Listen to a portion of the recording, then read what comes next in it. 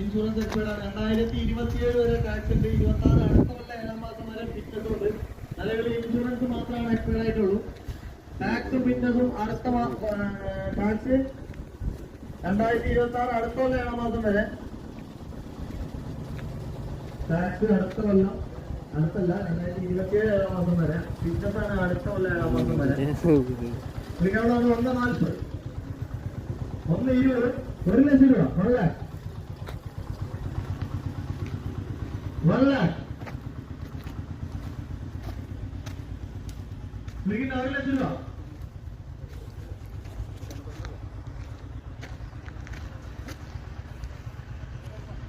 തൊണ്ണൂറ്റയ്യായിരം രൂപ.